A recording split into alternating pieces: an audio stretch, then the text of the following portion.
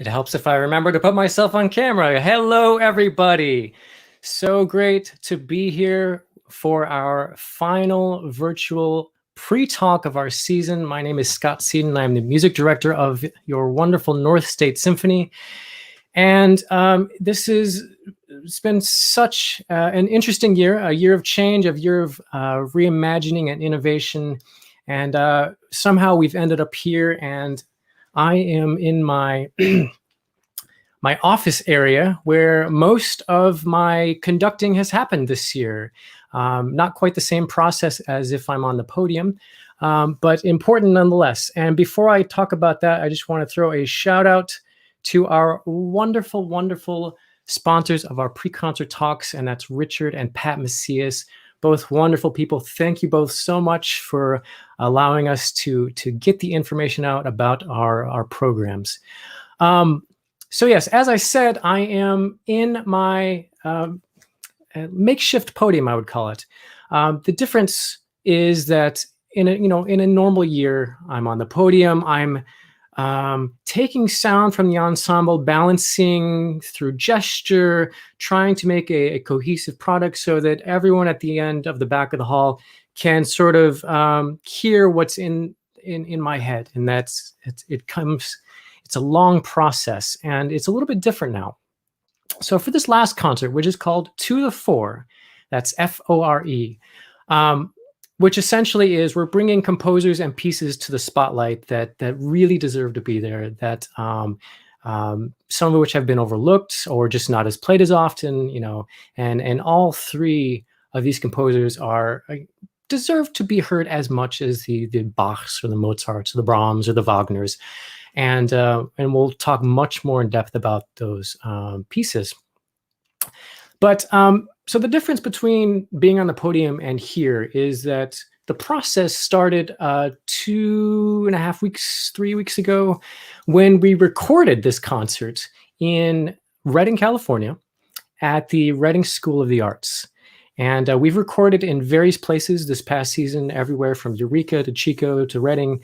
And then we put it together in a post-production process. So we spend a very action-packed weekend recording, which involves a rehearsal or two, and then many recording sessions where we are doing many, many takes of each of our pieces because there's no audience, a little bit different. And then after the weekend, after I've had a day or two, after we've all had a day or two to recover, I then come back here in my tiny little space and I will show you what I stare at. So for this particular process, because I was conducting, we had an assistant conductor who actually does the camera switching in the background. The purpose of that is to save me a lot of work in the editing process. So this is what I look at for, let's say, 2 weeks straight. These are all of the takes that we've done for various pieces. And it takes anywhere from 20 to 30 hours per piece to get it the way that we want it to work. And so the whole concert that you're going to see this week and hear took me at least 60 hours in the past several weeks to piece together. And what I do is I start out with the sound, and I create a sound file. You can see my computer behind me. What I do is go into Logic. You're actually looking at one of the pieces we're playing right now. This is the Martinu La Revue de Cuisine. And that in itself it takes a long time to splice the audio, do all the balances, add any filters that we need to add. And then I take that completed timeline, stick it into another program called Final Cut Pro, which is right here. And you can barely see it on my screen, but this is the entire timeline of the concert. It's several layers, and it's got tons and tons of editing inside it. So that's the process, and it's incredibly painstaking. And I'm sure you all have questions. I wish I knew what they were, but feel free to input in the chat, and maybe at the end we can talk more about this. But this program, again, is To the Fore, and we're going to start out by talking about the Ellen Taft Zwilich piece, which is called Chamber Symphony. And to do that, I have a very special guest and also the co-curator for this particular performance. And that is our amazing, wonderful concertmaster, Terrie Baune. So please welcome Terrie to chat with me. Terrie, hello. Hello, Scott. Hello, everybody. Nice to not see you all, but good to have you out there. Well, Terrie, it's so wonderful to have you with me today, and thank you for agreeing to talk to everyone this lovely evening. Oh, yeah. As one of the co-curators for this performance, and it's actually not the first performance that you've had input in this year. We created a program that is largely based around two living composers, and which is rare for many groups to do, honestly. And we're going to start out with a piece by Ellen. Well, the concert's not starting, but we're going to start chatting about a piece by Ellen Taft-Zwillich, a living composer born in 1939. So before we get too much into her, what are your thoughts behind pairing these two together? The Zwillich and the Higdon. Yeah, I find it kind of fascinating. I was thinking about this the other day, that they're so different pieces. I mean, they're actually, I think they're quite different people, of course, but the pieces almost couldn't be more different in a sense. The Zwillich is very, it's a lot of it, I find, I mean, it's contemplative. It's moves at a slow pace, whereas the Higdon is pretty busy and pretty busy. But they're actually, as far as the material goes, they're in many ways they're actually based on similar material, and so particularly there's the whole tone scale. If you don't mind if I geek out for a second here. Please, Terrie, talk about the whole tone scale for us. The whole tone scale. Well, because the whole tone scale, I mean, as many of you know, there are basic building blocks of music, of scales, is whole steps and half steps. And all the major scale, the minor scale, all of the old modes, the old church modes, they're all based on some combination of half steps and whole steps, the half steps being closer together. And it's the half step that actually usually creates the sense of release of tension. I mean, it's because of the half step, really, you might say, that we have tonality. That we have tonality. And so when you build a piece on a whole tone scale, you don't have any half steps. That's kind of the definition of a whole tone scale, is it only uses whole tones or whole steps. So you don't have that built-in, here's tension, here's release. And I feel like it's fascinating to me how Ellen Zwillich uses that to create this kind of almost unbearable tension at times. Her piece is very serious, and it's actually some of it's generated out of her own personal tragedy, right? Right, and just to back up a little bit, so she was born in 39. This piece was written in 79, so she was what, 40 or right around 40. Technically speaking, still kind of a young composer, considering how much she was going to do after that point. And because Ellen and Jennifer are both Pulitzer Prize winning composers, it's noteworthy to say that prize came about 3 or 4 years later, when she wrote her first symphony, which, interestingly enough, is based on a lot of material from this chamber symphony, a lot of the same sort of motivic elements. I was talking to you about the oscillating third, which you'll hear if you listen closely throughout the piece. But this piece itself, her and her husband were both violinists. She played several instruments, and even played in the American Symphony under Stokowski, which was amazing. Mm-hmm. But she was also, her career basically was launched from Juilliard, and first woman to, I think, win the composition prize from Juilliard. I think I'm remembering that correctly, but yeah, I think that's true. And then, of course, first Pulitzer Prize. So she's done quite a bit. And this chamber symphony came at a time where she suffered a deep personal loss. Her husband, who was a violinist with the Metropolitan Opera, had just passed away. And everything that she had already done maybe 20 or 30% of the composition of the work already. Of course, put on hold. By the time she came back to it, by the time she had gone through the grieving process, or at least started the grieving process, she looked at it and completely transformed everything, basically throughout the work and recomposed it. And it's a very, very powerful work. As we were going through both the recording process and the post-production process, I found myself often just listening through it multiple times, being fascinated by new things that I was discovering every single time. But yeah, it starts out with this crunchy dissonance, like these notes that are just packed together, and these textures with this very interesting ensemble of a flute, a clarinet, a violin, piano, cello, and she pairs and makes these interesting textures and color combinations. And let's just start out by listening to the opening, and then we can talk through the rest of the piece real quick. So let's see. So here's the opening of the Zwilich Chamber Symphony.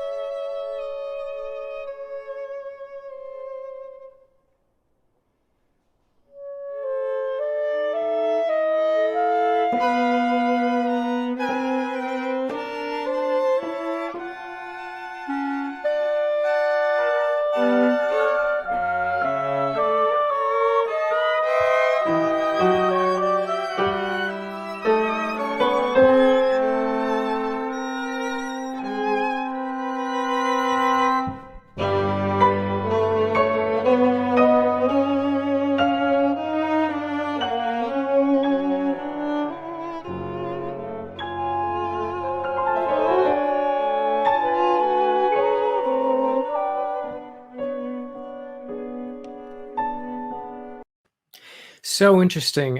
One, just the piano seems to always be fighting the ensemble in some way. So ding gong, jing gong, and even having a lot of these building dynamics when the rest of the ensemble has these static figures going on.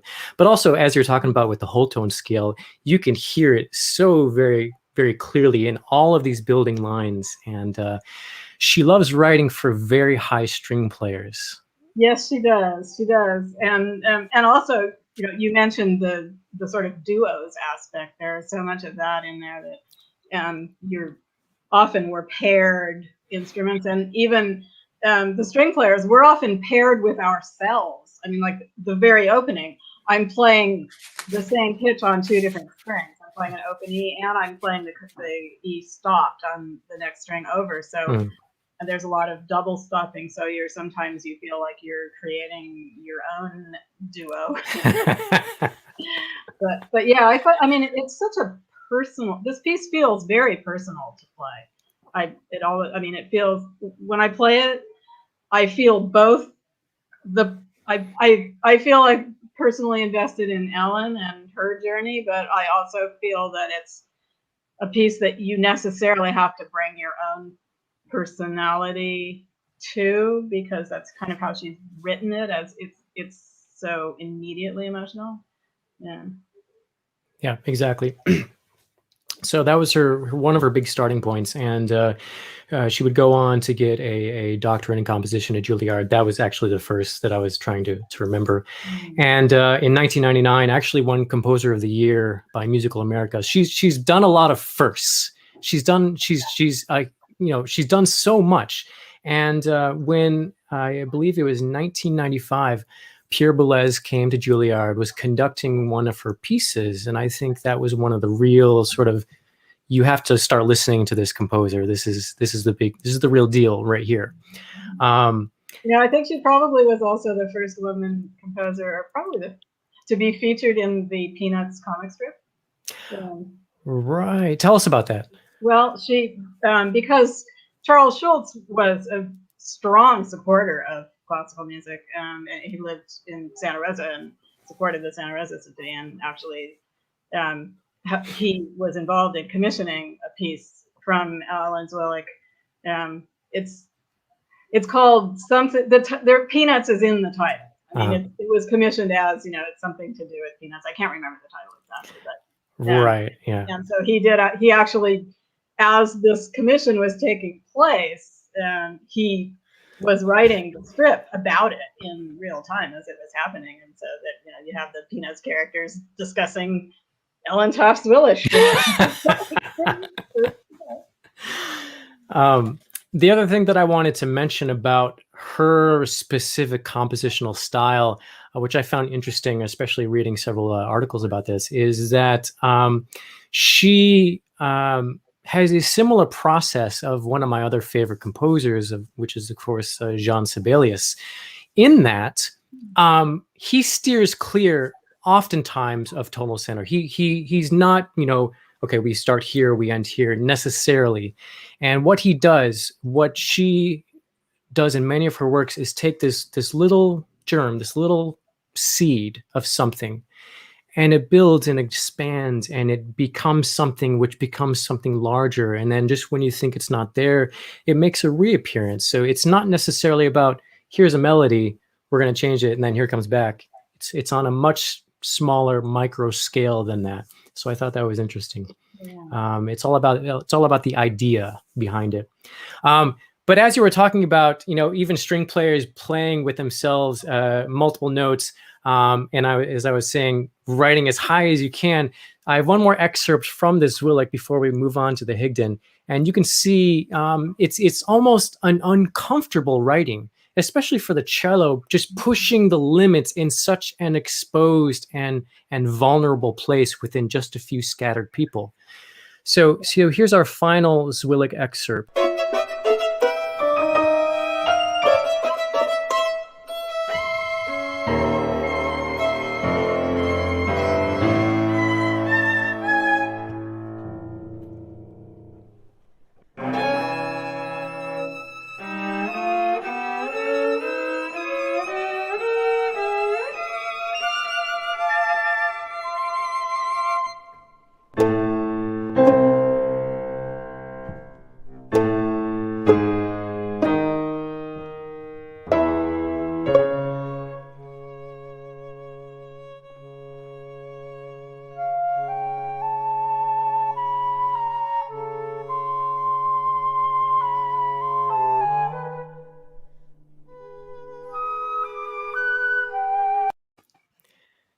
Wow. You could see Carol just going super high up there. Yeah, and I think, that is it really does make you think, make you feel the grief process, I think, and the anguish that you feel of having lost someone that important. Exactly, because she goes from these moments of incredible intensity to just letting go for a minute, and then it's like it hits you all over again. Yeah, and I feel it ends. It's a satisfying ending in a sense, but in another sense, she finds peace. She doesn't exactly find comfort. She does find peace, I think. Sort of I think it was the premiere. One of her friends pointed out to her that it sounds like you found acceptance through this piece. Like that's where we have arrived. And the ending is just so hauntingly beautiful. I mean, you have these flourishes in the winds, and then it's just going, and it's this solitary note, and you can tell that the flute and the clarinet are just like pushing and are maintaining this incredible focus all the way until the end, and then it just releases, and you feel everything just lift away from you. That's the first Pulitzer Prize winning composer on the program. Now, Oh, let's talk about the second composer. And with this, I want to expand our room here to introduce our featured musician on our Jennifer Higdon piece, which is called Dark Wood. And that is our principal bassoonist, Jarratt Rossini. So please welcome Jarratt to the program. Hi, Jarratt. Hi there. Great to have you with us, man. Thank you so much.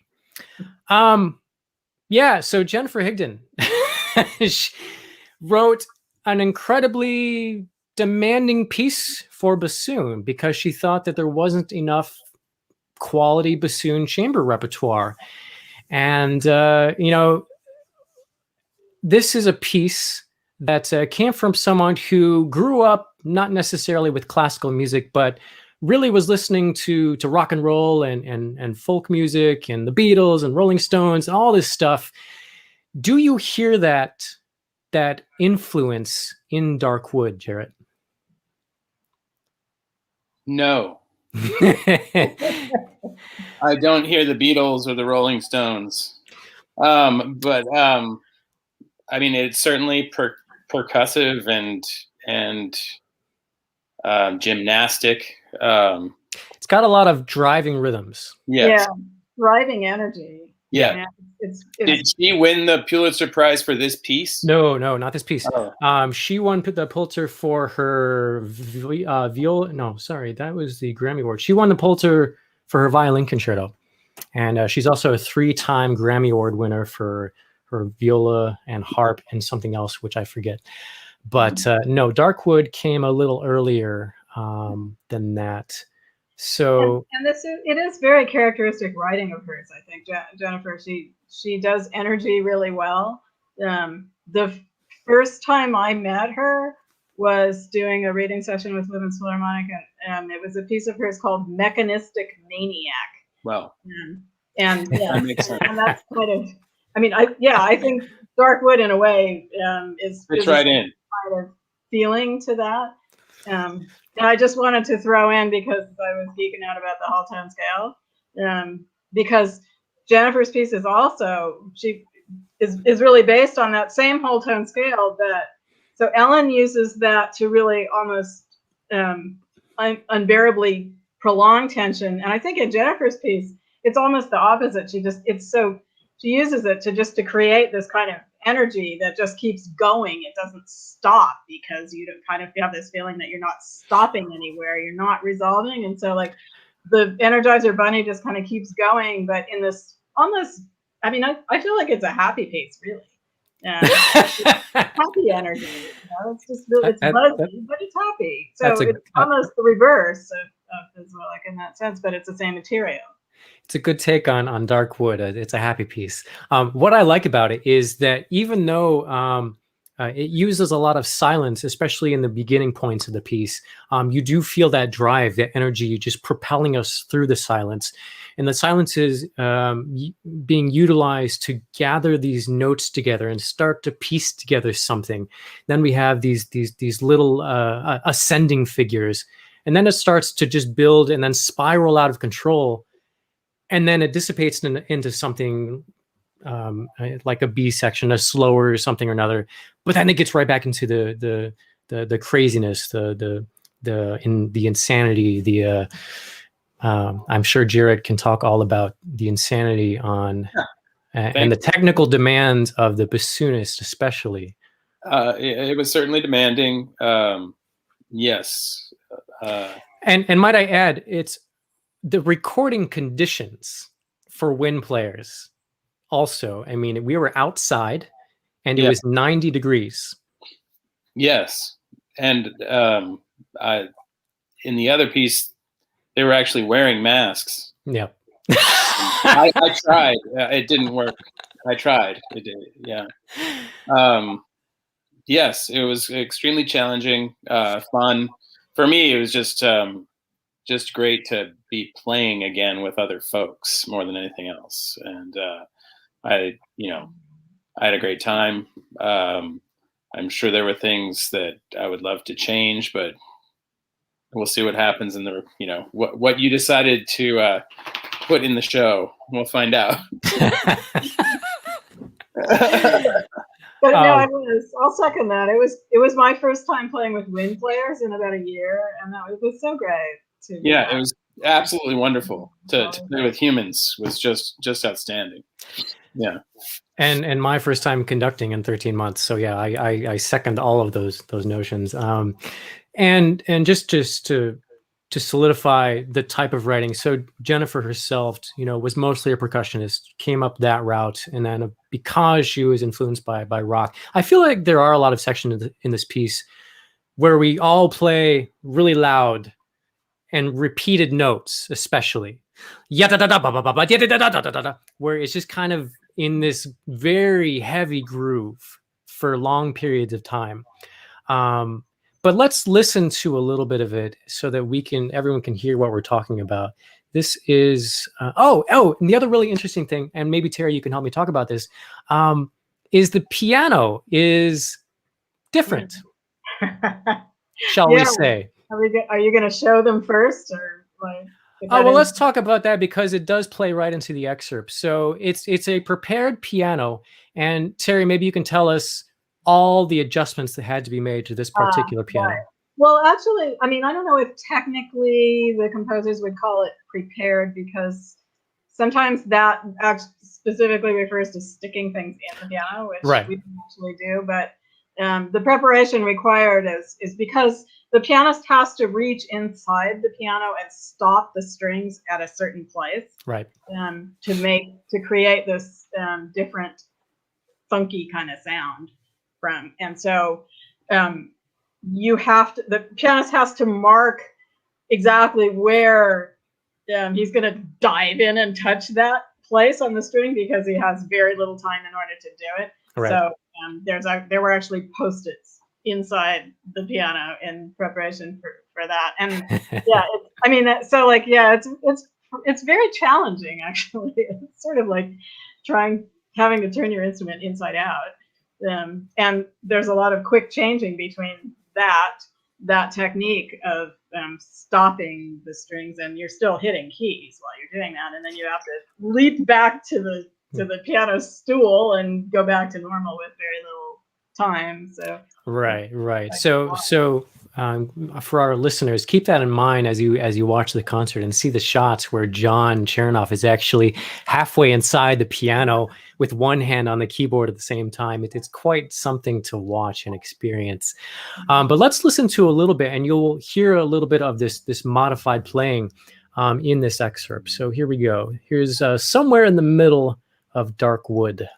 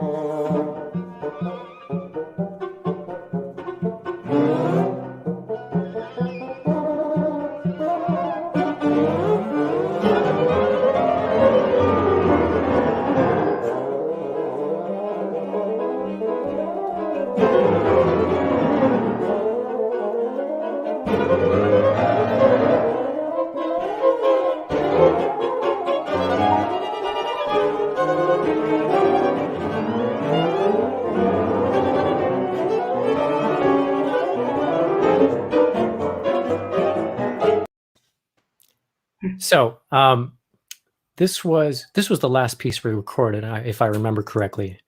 Mm-hmm. And I remember that because I was so exhausted at the end of this piece.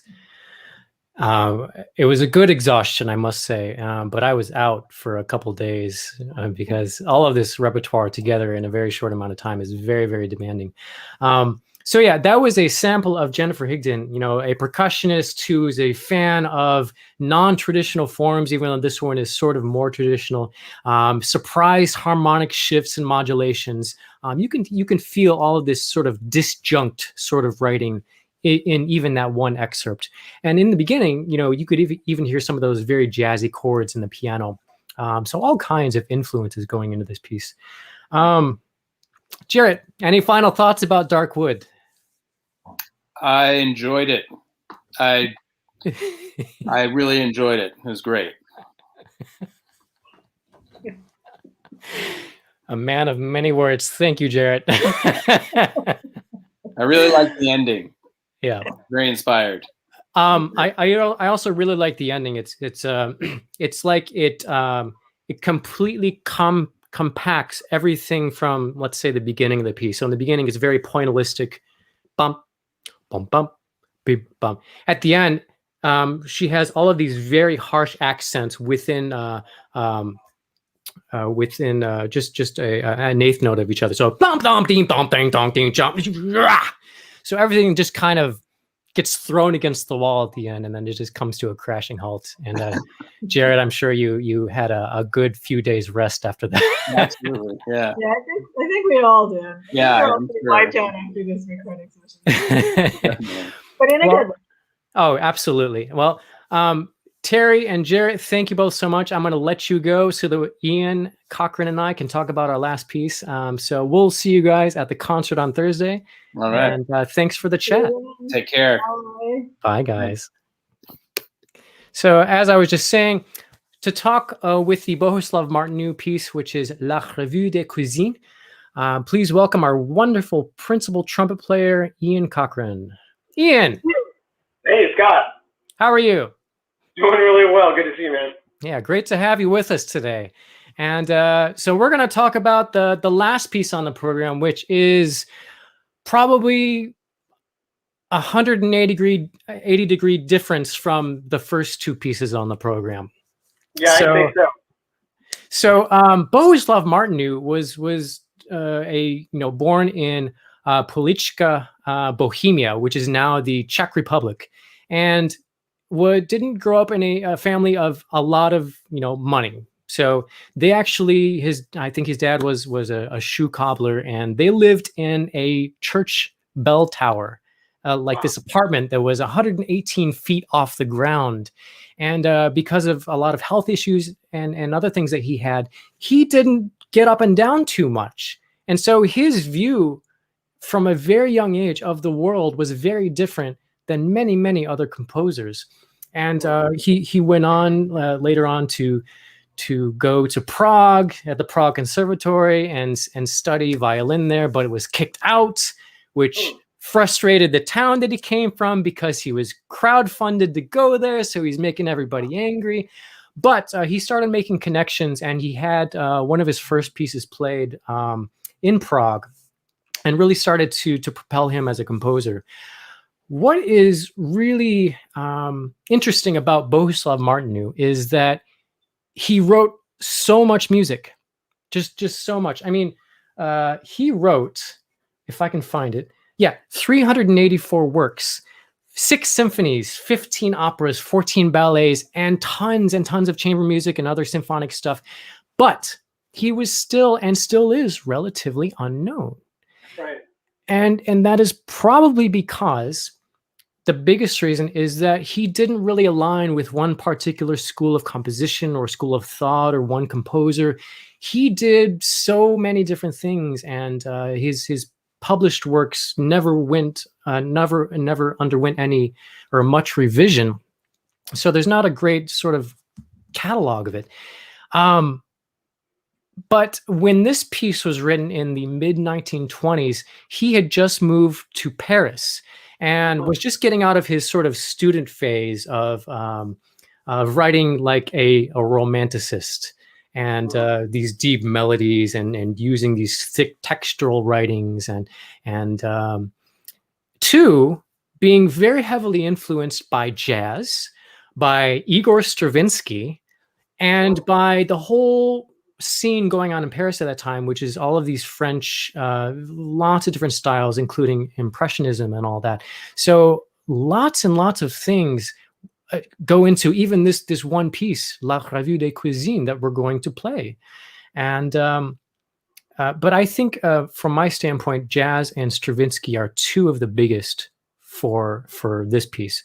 And I think I looked up in the past day or two, Stravinsky wrote his 2 small suites for orchestra just a few years before. and orchestrated them and became very, very popular works for small ensembles. And this piece echoes a lot of that. Absolutely. And Ian, so talk us through, your experience with this work and what thoughts you have about it. Yeah, well, let's start there. Yeah, I'd love to. I'm going to turn this light on really quick. Ian's disappearing on us. There we go. Yeah. Gotta love live interviews. No, this is amazing. I agree, guys. Behind every composer is an amazing story of how they created what is so personal to them and really speaks to us in these different ways. Martineau, having spent all that time alone, not getting out much, I think that really gives him a chance through his music to break down any barriers of what was going on outside of his four walls for a while. And I think just having time to use that kind of fantasy aspect of musical imagination. He obviously had great training. He wrote a ton of music. All of it is fabulous. He wrote several pieces for trumpet and piano, which are really, they're treasures for the trumpet, and you don't see them played often enough. But I didn't realize the breadth of composition, and it was fantastic to see that later on he really does get out, get some traction. He heads to a major metropolitan area, and he finds people to champion his music, and he does take on this kind of Epicurean nature of what's the latest and the greatest and all the rage. And you really hear that in the inner two movements of the Martineau La Revue de Cuisine. The first and last movement are really related in terms of material, and it's got this kind of martial fanfare element to it, but there's also sort of a pastoral theme that comes in.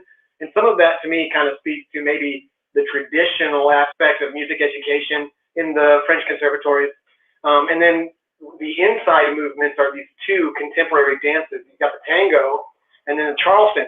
I think the Charleston, the third movement, is really one of the most surprising elements in this four-movement piece, because it was a dance that had really not come to prominence all that much earlier than the writing of the piece. 1923. 1923. Crazy. Mason Bates writing a short ballet today that features somebody doing the Dougie or flossing or, God forbid, twerking or something. Okay. If John Williams wrote a piece that featured a dance that had just come up in the last few years, that's really what was going on with this music. And I'm sure it really grabbed a lot of people's attention. So the Charleston, now we think of it as sort of a piece of living history in music. But just as a side note, and on a personal note, my folks live in Charleston, and South Carolina regional dances are alive and well. Since the 1940s, there's been a dance that's now the state dance called the Carolina Shag.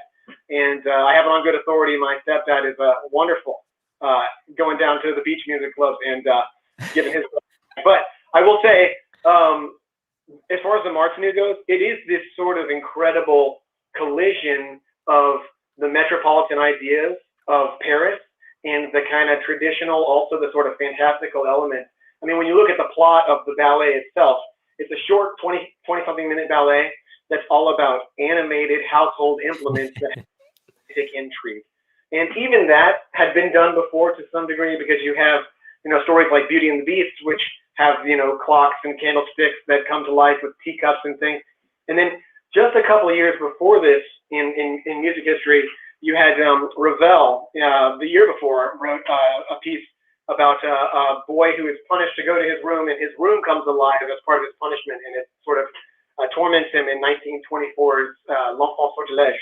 So there's this kind of progression of kind of one-upping each other, and there's this great influence. And like you said about Stravinsky, if you go back in time just 15 years earlier, 1911 or so, you have Petrushka, which is one of the time-honored, amazing Diaghilev ballets, which really features toys and dolls and pieces of a fair that come to life, and they have this kind of romantic interest. So it really is this this wonderful little confluence of everything that was hot at the time, all the rage, and in a way, I'm really proud of Martineau for being sort of an outsider who comes in and hadn't had the same, childhood and training as probably some of the others. And he throws his hat in the ring, and I think gives a tremendously effective showing. And you really hear that in the inner movement dances and how they juxtapose the difference between the slow and smoky tango and this really light-footed, upbeat, up-tempo Charleston. Yeah. What do you think? Exactly. His compositional process was interesting. He often just walked alone in various places and was so inside himself that there's an interesting story when he moved to the United States after Paris, sometime after that. And there's a story that he was living in New York and he actually got lost and didn't know where he was because he was so deep into composing something on the spot that he had to call one of his friends and try to explain where he was and then have it pick him up. So very introverted, very sort of introspective in a lot of ways. And so the ballet itself is, as we were talking about, and this is not anything new. There have been characters in Beauty and the Beast and whatnot. This plot, just so everyone's on the same page. So there's the marriage of pot and lid, and that marriage is being threatened by twirling stick. So that's the starting point. And then dishcloth makes eyes at lid. Okay, so one of the two. And then is challenged to a duel by broom. Okay, not quite as complex as a Wagner opera yet, but right. And then suddenly a lid disappears, and then an enormous foot kicks him back on stage, and then essentially all of the tensions are resolved. All the couples are where they're supposed to be, and everything ends happily ever after. So it's actually a ballet that I would really love to see in person. Oh yeah, and it's not performed that much, but you could see how it would be a lot of fun. I love that it's been reduced. There was a larger version of it that was it was just discovered, not all that in the 1990s. And then this kind of chamber version has been the one that most people perform.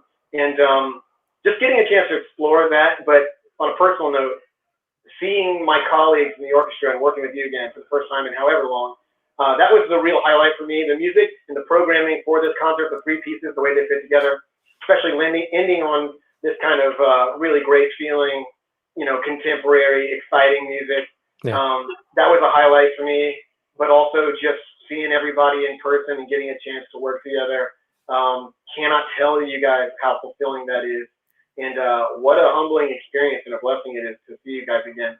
I think that comes through in the music. I hope that the audience members are able to see, even through some of the masks, they can just tell how much fun we're having. It really was a privilege, and I had a blast doing it. And it was such a pleasure, having wind players and having you and being able to collaborate together again. It's something I've missed so much in the past year. But let's quickly go through the movements just so people have an idea of what to expect. As we just talked about, the first movement opens with this sort of this motto theme, this thing that kind of glues the whole piece together in a way. So we'll hear that, and especially when it comes back in various places, it's like you hear that little bit and then it's passed around to someone else. And it's just kind of this interplay between the musicians that's a lot of fun. So here's the I think part of the first movement. I'm not sure if it's the beginning. Let's look here. Here we go.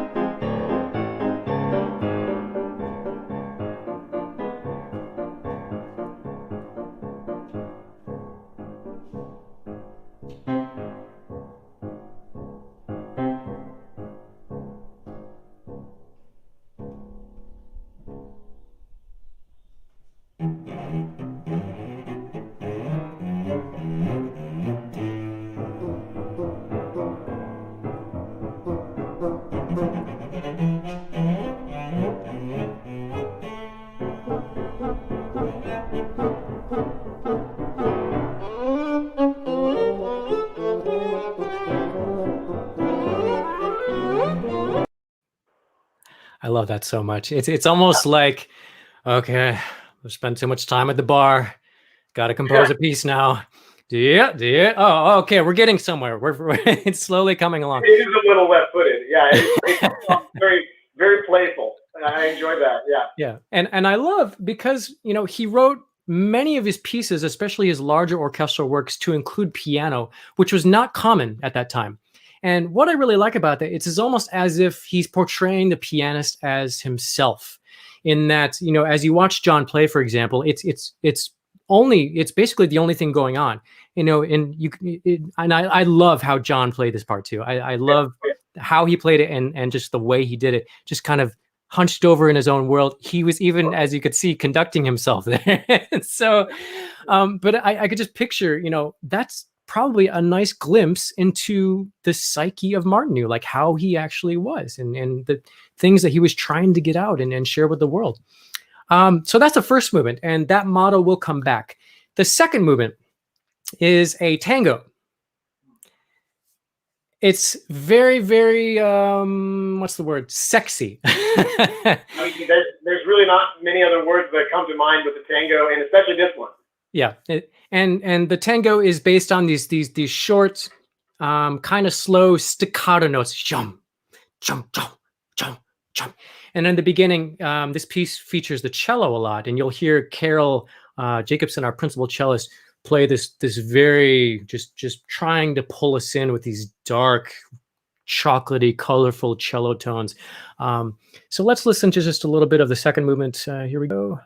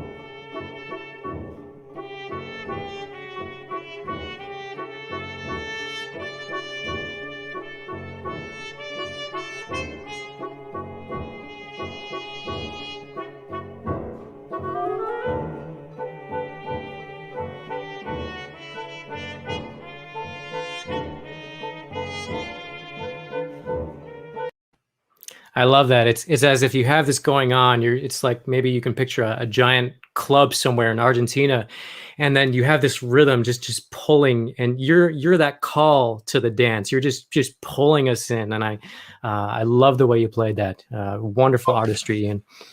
There's sort of a seductive, almost exotic kind of element to the melody, like you were saying, and that was so fun to prepare. I will say that I tried it 100 different ways, and on the day, the way it came out was different than all of them. And it's just so well written that it gives you a chance to you get sucked in as you're playing, and the melody just kind of takes you through it. So it was really fun to just kind of let it fly and have some fun with it. I also appreciate that it's not just an Argentine tango out of the box. There is this kind of strangeness and exotica and Eastern European feel to it underneath. It has a really great kind of complexity to the harmony. It's not just your standard. Not that there is such thing as a standard tango, but it's just not the one that I've heard so many times in my imagination what a tango is. And I thought he did a really elegant job. Yes, and that brings us to the third movement, which has one of my favorite openings, because the second movement, the tango, again dies with the cello. The cello just kind of takes. Along with the piano, they play a duet. The piano takes that rhythm all the way to the end, and it gets slower and slower. And the cello just again, it's like you danced and now you're just sulking away, or fatigue or whatever, or you need the shot to keep going. But then attacca into the third movement. The cello then has this really mysterious biom, biom, biom, biom. You don't know what's going to happen. It's like, really? The Charleston? And then bassoon comes in. Lots of chromaticism, lots of winding in and out, and non-chord tones going in and out of where you think it might go. And then the clarinet enters, and all the while getting faster and faster and faster. And it's just this gigantic buildup. And then the cello starts doing these pizzicato notes up the scale. And then all of a sudden, just Beat-um, beat-um, beat-um, beat-um, boom. It's just a completely different mood all of a sudden, and it's so fantastic. Now, I intentionally am not going to play the opening for our listeners tonight, but I will play a little bit of what it leads to, just so we can hear where the character ends up. Let's see, 1, 2, 3.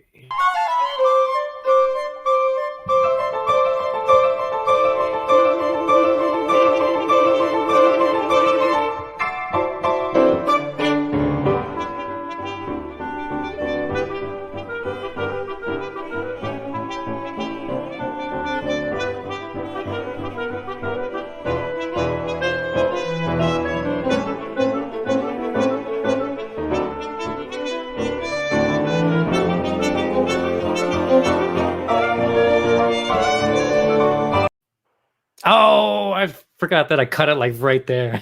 Yeah, I was just dancing in my seat. You can't listen to that and not just start to kind of move with it. It's a really great group, and it feels properly Charlestonian, like old school dance. It's great. Oh yeah, I love it. I love all of the eighth note accented lines.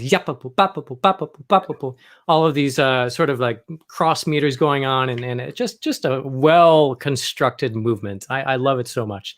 Probably my favorite movement of the concert, honestly. And that one was not just amazing to get the chance to go through it and to play it and to really find that place where we all come together, but also just because it's perpetual. There's not a whole lot of breaks.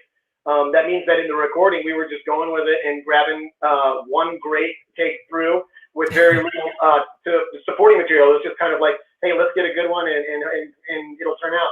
Because in terms of, opportunities to cut in different things, it was just, it felt like we were just having fun, and that's what we really wanted to capture. It's just that sense of all together on stage, having fun dancing. So I thought that was exactly. Yeah, exactly. All of these movements took very few takes, considering, and it was just we're so happy, and that all of the stress was seemingly just lifted, and it all just came together very, very quickly, much closer to a live performance than either of the other two pieces on the program. And then we have the last movement, which again has this motto theme. And a quick note about the Charleston. The Charleston is based on this rhythm, ba, ba, ba, bi, ga, ga, di, di, di. And that rhythm is another one of these glue points, especially if you listen to the pianist in this whole work. That particular rhythm shows up quite a bit. So listen for that in this last movement, everyone who's joining us. So yeah, the last movement, the finale, it's a lot of fun. It echoes the first movement again in a lot of ways and ends on just a fun note. I mean, what a perfect way to end not only this concert, but our 20th anniversary season. Yeah. So Ian, let's check out the last movement. Here we go.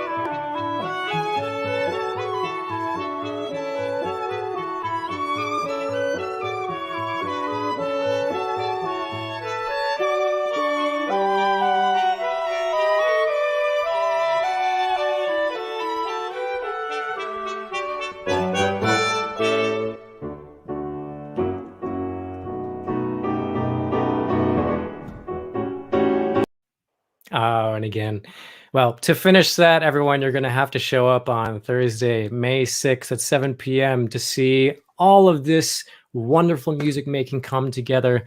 Ian, thank you so much for taking time to chat with us about Martignoux and Le Revue des Cuisines, the Kitchen Review, which is such an interesting ballet, and bringing an element of the Roaring 20s back to life in the 20s.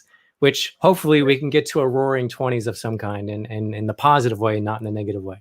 Scott, thank you. It was a real privilege, and thank you to all of our audiences hanging out with us this season and going through it all. It's our privilege to make music for you. Well, thank you, Ian. I will let you go, and I will see you on Thursday night. Sounds great. See you then. Bye, Ian.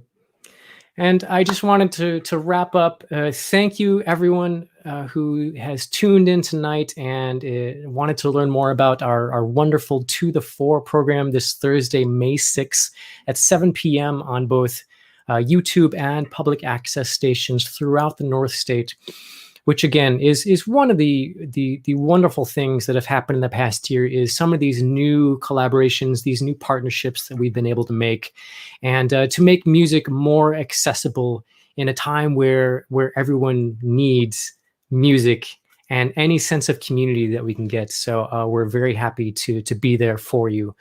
And we will be very excited to take these elements with us when we get back into the concert hall in September. And we have a fantastic season shaping up, which we will share very soon. But basically, we're, a couple of things we have planned are things that we have not been able to do in this past year. So we hope that some of these works, these masterpieces, these icons of the classical repertoire can come to life in the North State, because we need that. We need that. And while there is no substitute for live music, I want to thank everyone from the symphony staff to our board of directors, to our donors and sponsors, and especially you all, our viewers and listeners, for your help in keeping us alive, for keeping music alive in such a bizarre time period to live through, and a very dark time period for a lot of people in a lot of communities. So Thursday at 7 p.m. is when all the magic happens, and then we have a little break for a few months, but then we hope to see you in the concert hall again. Thank you so much for joining us this evening.